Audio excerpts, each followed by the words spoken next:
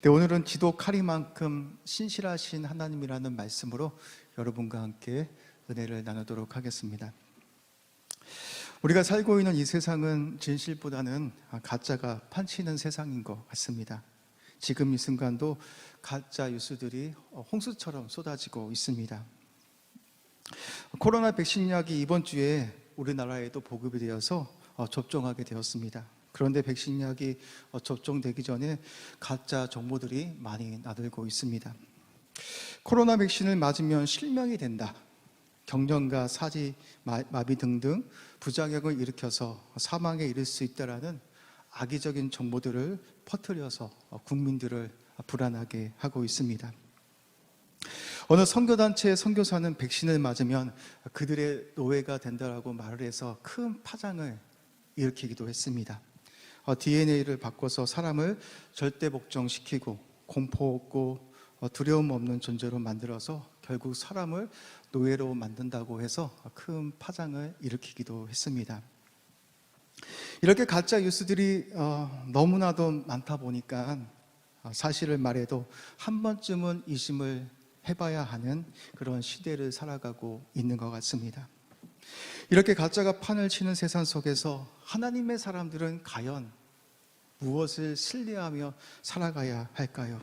그것은 오직 하나님 말씀밖에 없습니다. 왜냐하면 하나님은 사랑과 같이 마음이 수시로 변하는 분이 아니십니다. 항상 신실하셔서 자신이 하신 말씀을 반드시 지키시는 하나님이심을 우리가 기억할 수 있어야 합니다. 민수기서 23장 19절 말씀에 보면, PPT도 같이 띄워주십시오. 하나님은 사람이 아니시니 거짓말을 하지 않으시고 인생이 아니시니 후회가 없으시도다. 어찌 그 말씀하신 바를 행하지 않으시며 하신 말씀을 실행하지 않으시랴라고 말씀하고 있습니다. 하나님은 사람과 같이 마음이 수시로 변하여서 그렇게 마음이 바뀌시는 분이 아니라 항상 신실하셔서 자신이 하신 모든 말씀들은 반드시 이행하시는 신실하신 하나님이심을 우리가 기억할 수 있어야 합니다. 그 약속이 오랜 시간 걸린다 할지라도 하나님께서 우리에게 약속하신 모든 말씀들은 반드시 이루어지게 되는 것입니다. 오늘 본문 말씀을 보면 이스라엘 백성들은 430년 동안 애굽에서 고된 노동을 하며 살아갑니다. 얼마나 노동이 힘이 들었으면 이스라엘 백성들은 하나님께 고통 속에서 부르짖습니다. 하나님은 이스라엘 백성들의 부르짖음을 들으시고 이스라엘 백성들을 돌보아 주십니다. 그런데 이스라엘 백성들을 돌보아 주신 그 이유가 무엇입니까? 이스라엘 백성들이 불쌍하고 처지가 딱해서 그런 것이 아니라 아브라함과 이삭과 야곱과 맺은 언약을 기억하시고 그 언약을 지키시기 위해서 이스라엘 백성들의 부르짖음에 하나님께서 응답하셨다라고 그렇게 말씀하고 있습니다. 하나님은 일찍이 갈대아 우르에서 아브라함을 불러내시고 아브라함에게 세 가지 약속을 하십니다. 내가 너를 통해 큰 민족을 이루고 너는 복의 근원이 될 것이며 너를 통해서 모든 민족이 복의 근원이 될 것이라 말씀합니다. 이 약속을 하신 후 하나님은 아브라함에게 3번이나 동일한 약속을 하십니다. 내가 하늘의 별과 같이 땅의 모래알 같이 너의 자손을 많게 하셔서 너를 큰 민족을 이루게 해 주시겠다라고 하나님께서 약속합니다. 그런데 시간이 지나도 아브라함에게는 자식이 없습니다. 아브라함의 나이 99살이 되어도 아브라함에게 자식이 생기지 않았습니다. 아브라함의 아내 사라는 90이 되어 경수가 끊어져서 이제는 자식을 낳을 수 없는 그런 나이가 되었습니다. 아브라함을 통해서 큰 민족을 이루시겠다라는 하나님의 약속이 큰 위기를 맞게 되어집니다. 아브라함의 나이 99세는 물리적 능력으로도 자식을 생산할 수 없는 불가능의 숫자입니다. 누가 보아도 아브라함은 절대로 자식을 낳을 수가 없습니다. 하나님의 약속이 거짓으로 판명될 시간도 얼마 남지 않았습니다.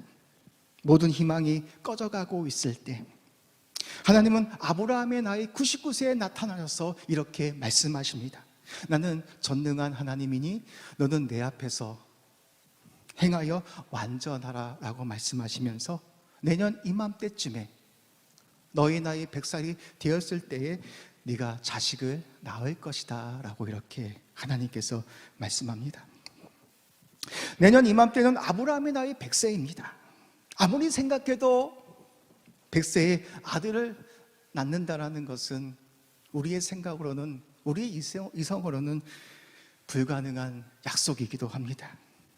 그런데 어떻게 됩니까? 하나님의 말씀처럼 아브라함이 100세가 되었을 때에 하나님께서 아브라함에게 자식을 주셨다라고 말씀합니다.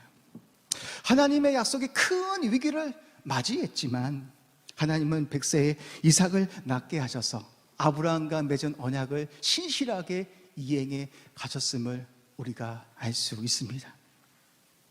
그리고 아브라함이 죽고 하나님은 아브라함의 아들 이삭에게도 동일한 약속을 주십니다. 아브라함의 씨를 통해서 하나님께서 큰 민족을 이루게 하신다라고 말씀하셨으니까 그의 아들 이삭을 통해서 이번에 아브라함과 맺은 언약을 이삭에게도 동일하게 주고 있는 것을 볼 수 있습니다. 우리 창세기 26장 2절에서 4절 말씀을 제가 한번 읽어보도록 하겠습니다. 한번 잘 따라오십시오. 여호와께서 이삭에게 나타나 이르시되 애굽으로 내려가지 말고 내가 내게 지시하는 땅으로 거주하라.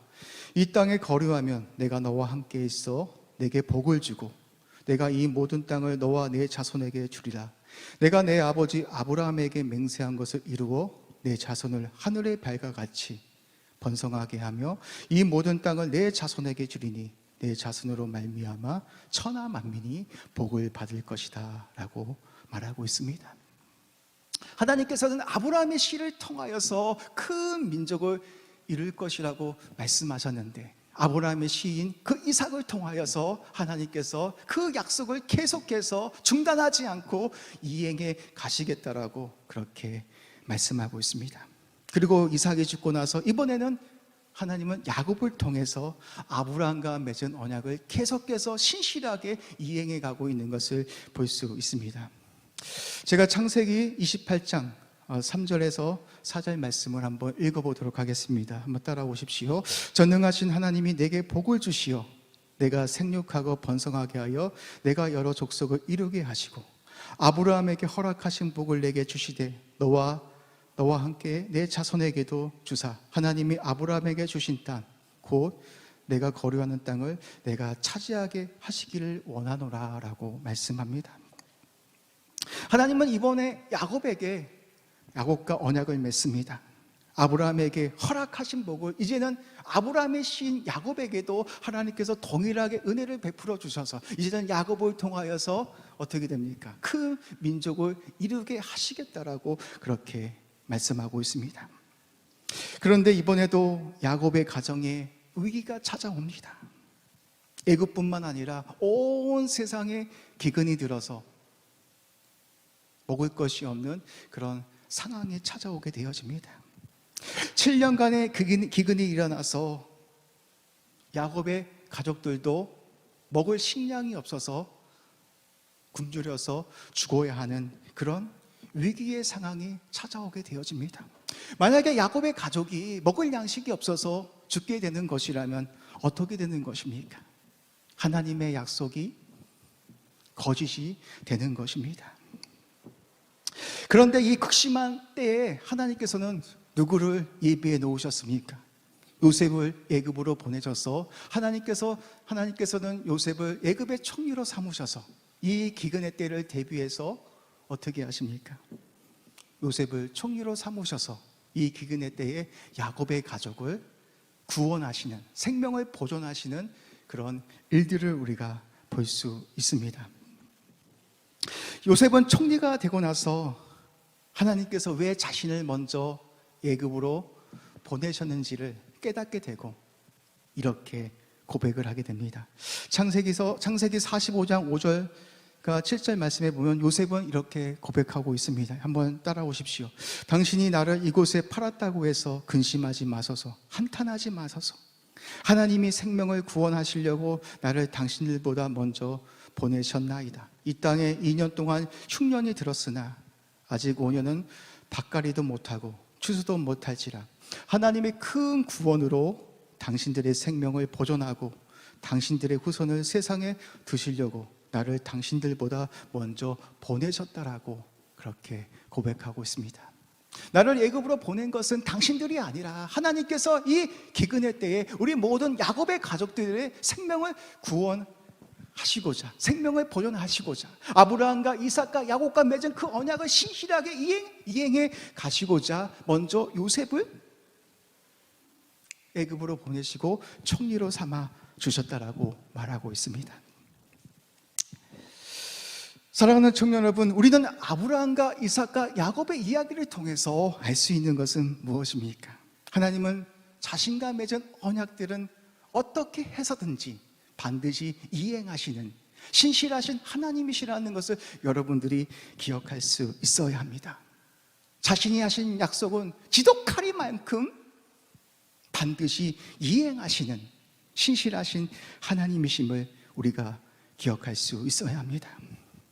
하나님은 자신이 하신 약속들은 어떤 위기가 찾아온다 할지라도 반드시 이루어 내십니다. 불임과 기근과 같은 문제가 찾아온다고 할지라도 전능하신 하나님께서는 그 모든 어려움들과 그 모든 그 위기들을 하나님께서 다 극복하시고 자신의 뜻을 이루시는 하나님이심을 우리가 기억할 수 있어야 합니다. 어떤 방해 세력이 찾아온다 할지라도, 사단의 공격이 찾아온다 할지라도 하나님께서 하신 약속들은 절대로 실패할 수 없습니다. 그렇기 때문에 여러분들은 항상 하나님의 말씀을 신뢰할 수 있는 청년들이 되어져야 합니다. 여러분이 걸어가는 삶이 때로는 강야 같은 삶일지라도 하나님의 약속이 뻥같이 느껴지는 상황이 찾아온다 할지라도 그럼에도 불구하고 여러분들은 하나님의 약속을 신실하게 신뢰하며 걸어갈 때 하나님께서 그 어려움 속에서 여러분들에게 은혜를 베풀어 주시고 반드시 하나님의 뜻을, 하나님께서 여러분에게 약속하신 말씀들을 반드시 이루어 주실 것입니다. 그렇기 때문에 우리는 어떤 상황이 찾아온다 할지라도 변함없이 하나님의 말씀을 신뢰할 수 있는 청년들이 되시기를 주님의 이름으로 축복합니다. 성경에서 말하는 복은 무엇입니까? 복 있는 사람들은 악인의 꾀를 쫓지 아니하고 죄인의 길에 서지 아니하며 오만한 자리에 앉지 않고 오직 주야로 여호와의 율법을 묵상하는 자가 복 있는 자라라고 말하고 있습니다. 세상의 가짜 뉴스들이 우리를 속인다 할지라도, 우리가 인생을 살아가면서 수많은 고난들이 나를 넘어뜨리고 우리의 마음을 흔들어 버린다 할지라도 우리는 하나님의 말씀, 그 신실하신 그 하나님의 말씀을 붙들고 믿음으로 걸어갈 수 있는 주님의 청년들이 되시기를 주님의 이름으로 축복합니다. 왜냐하면 하나님의 말씀은 반드시 성취가 되기 때문입니다. 어떤 것도 어떤 누구도 하나님의 말씀을 막을 수가 없습니다.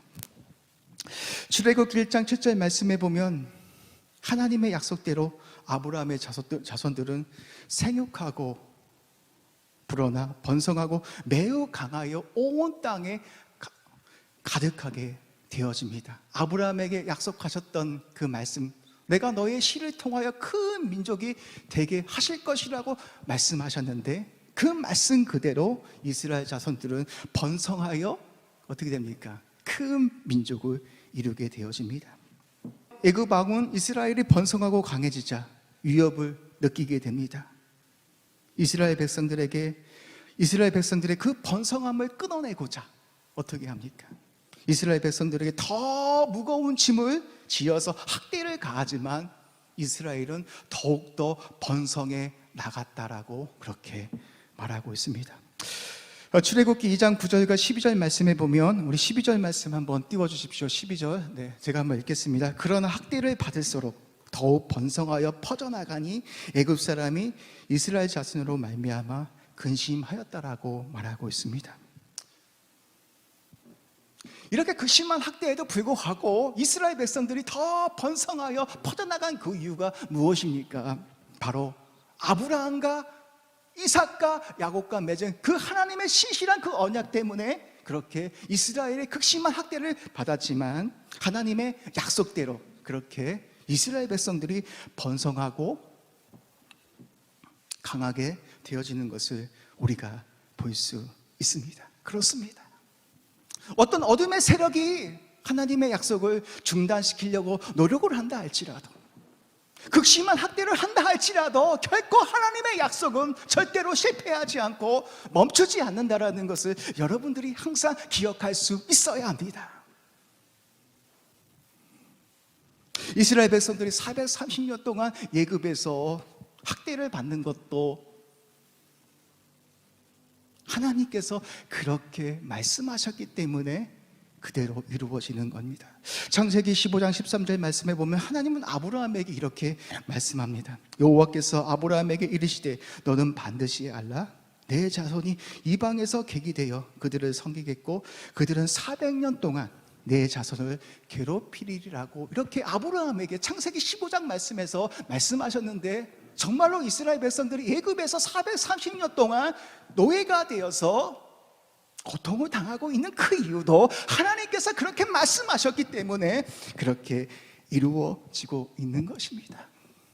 여러분들은 성경의 말씀을 농담처럼 여겨서는 안 되는 겁니다. 하나님의 말씀은 반드시 이루어지는 것입니다.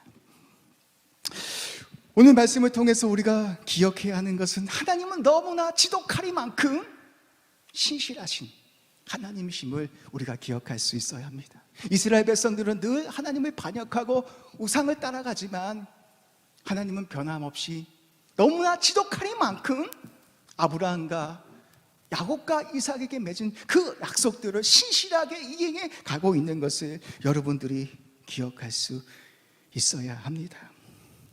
하나님의 약속은 어떤 방해 세력들이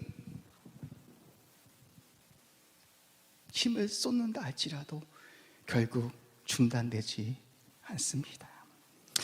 사랑하는 청년 여러분, 이 험악한 이 세상, 가짜 뉴스가 난무하는 이 세상 속에서 우리는 과연 무엇을 붙들고 살아가야 하겠습니까? 지금도 살아계셔서 자신이 하신 약속들을 신실하게 이행하시는 하나님을 신뢰함으로 그 약속의 말씀을 붙들고 나아가는 저와 여러분들이 되어야 할 줄 믿습니다. 힘들고 어려운 상황이 찾아온다 할지라도 열심히 내가 기도했음에도 불구하고 여러분이 기도가 응답되어지지 않아서 하나님께서 우리에게 약속하신 그 모든 것들이 뻥처럼 느껴지는 순간이 찾아온다 할지라도 우리는 신실하신 그 하나님의 약속을 붙들고 믿음으로 걸어가는 주의 청년들이 되어져야 합니다. 그렇게 살아가는 것이라면 하나님께서 여러분에게 반드시 축복으로 여러분들을 이끌어 가실 것입니다. 주님은 우리에게도 약속하십니다. 내가 세상 끝날까지 너와 항상 함께 하실 것이다 라고 약속하셨습니다. 여기서 우리가 주목해야 할 단어가 있습니다. 항상이라는 단어입니다. 여러분이 형통하고 행복한 순간에도 하나님은 함께 하실 뿐만 아니라 죽을 것 같은 고난을 만난다 할지라도, 절망을 만난다 할지라도 변함없이 하나님은 여러분과 함께 하시겠다라고 약속하고 있습니다. 우리가 이 약속을 붙들고 나아가는 것이라면 이 험악하고 힘든 이 세상 속에서, 희망이 없다라고 하는 이 세상 속에서 우리가 이 약속을 붙들고 나갈 수 있는 것이라면 우리는 모든 어려움들을 이길 수 있을 것입니다. 여호수아가 그랬습니다. 위대한 지도자 모세가 죽고 하나님은 여호수아에게 이렇게 명령하십니다. 60만이 넘는 이스라엘 백성들을 이끌고 가나안 땅으로 들어가라 라고 말씀합니다. 여러분은 얼마나 두렵겠습니까? 위대한 모세가 죽었습니다. 70만 명이 넘는 오합지졸의 이스라엘 백성들을 이끌고 가나안 땅으로 들어간다는 것은 가히 불가능한 일입니다. 그런데 하나님은 여호수아에게 약속의 말씀을 주십니다. 우리 PPT도 한번 띄워주십시오. 내 평생에 너를 능히 대적할 자가 없으리니 내가 모세와 함께 있었던 것 같이 너와 함께 있을 것임이니라. 내가 너를 떠나지도 아니하며 버리지 아니하리니 강하고 담대하라. 너는 내가 그들이 조상에게 맹세하여 그들에게 주리라 한 땅을 이 백성에게 차지하게 하리라 라고 말씀합니다. 두려웠지만, 무서웠지만 하나님은 여호수아를 향해서 이렇게 말씀합니다. 내가 너와 함께 할 것이다. 내가 너에게 약속한 모든 것을 다 이루어 줄 것이다. 강하고 담대하라. 그 땅을 들어가서 차지하라라고 그렇게 말하고 있습니다. 여호수아의 힘으로는 절대로 가나안 땅에 입성할 수 없지만 그 하나님의 약속을 붙들고 여호수아는 믿음으로 들어갔습니다. 그런데 하나님께서 어떻게 하셨습니까? 자신에게 자신이 약속하신 것처럼 모든 대적들을 다 물리쳐 주시고 여호수아에게 약속하신 것처럼 이스라엘 백성들을 가나안 땅에 안전하게 들이셨다라고 고백합니다. 여호수아는 가나안 땅에 들어가서 죽을 날이 되어서 이스라엘 백성들을 모아놓고 이렇게 고백하고 있습니다. 여호수아서 21장 43절에서 45절 말씀입니다. 네, 한번 잘 확인해 보십시오. 여호와께서 이스라엘 조상들에게 맹세하사 주리라 하신 온 땅을 이와 같이 이스라엘에게 다 주셨으므로 그들이 그것을 차지하여 거기서 거주하였으니 여호와께서 그들이 주위에 안식을 주셨으되 그 조상들에게 맹세하신 대로 하셨으므로 그들의 모든 원수들 중에 그들과 맞선 자가 하나도 없었으니 이는 여호와께서 그들의 모든 원수들을 그들의 손에 넘겨 주셨음이니라. 여호와께서 이스라엘 족속에게 말씀하신 선한 말씀이 하나도 남음이 없이 다 응하게 해 주셨다라고 말씀하셨습니다. 여호수아에게 말씀하신 것처럼 모든 대적을 다 물리쳐 주시고 그 땅을 차지하게 될 것이라는 그 약속을, 그 선한 말씀이 하나도 남음이 없이 다 응하게 해 주셨다라고 말씀하고 있습니다. 그렇습니다. 사랑하는 청년 여러분, 우리 또한 세상 끝날까지 우리와 함께 하실 것이라는 이 약속의 말씀을 붙들고 이 험악하고 풍파마다 이 세상 속을 우리가 그 약속을 붙들고 걸어가는 것이라면 하나님께서 여러분의 인생을 책임져 주실 줄 믿습니다. 때론 넘어지고 힘들고 고난과 절망을 만난다 할지라도, 낙심하는 순간이 찾아온다 할지라도 여러분과 항상 함께 하시겠다라는 그 하나님께서 또 용기를 주셔서 무너졌지만, 실패했지만, 좌절했지만 성령 하나님께서 다시 한번 여러분들을 다시 일으켜 세워주셔서 다시 믿음으로 걸어갈 수 있도록 그렇게 여러분의 삶을 인도해 가실 줄 믿습니다. 우리가 얼마나 답답합니까? 하나님을 믿어도 하나님이 살아계시지 않는 것 같은 그런 순간들이 너무나도 많이 있습니다. 아무리 기도해도 하나님께서 나의 기도를 응답해 주시지 않는 것처럼 느낄 때도 있습니다. 그럼에도 불구하고 지독하리만큼 아브라함과 야곱과 이삭에게 신실했던 그 하나님이 지금도 살아계셔서 저와 여러분들에게 약속하신 이 모든 말씀들을 지독하리만큼 신실하게 이행해 가시고 이루어 가신다라는 것을 여러분들이 잊지 않으셨으면 좋겠습니다. 우리가 어디로 가야 하겠습니까? 다시 한번 하나님의 말씀 안으로 들어가야 합니다. 그래서 우리가 묵상을 해야 합니다. 세상은 날마다 우리를 속입니다.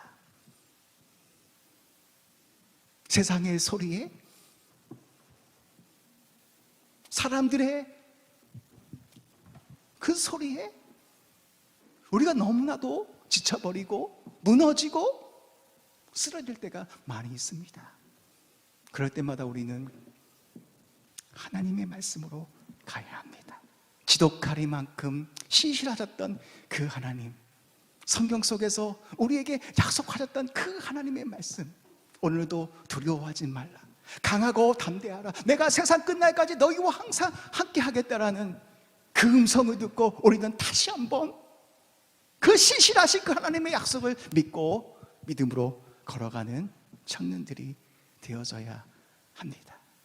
그래서 여러분들은 하나님의 말씀을 묵상하는 자들이 되어야 합니다.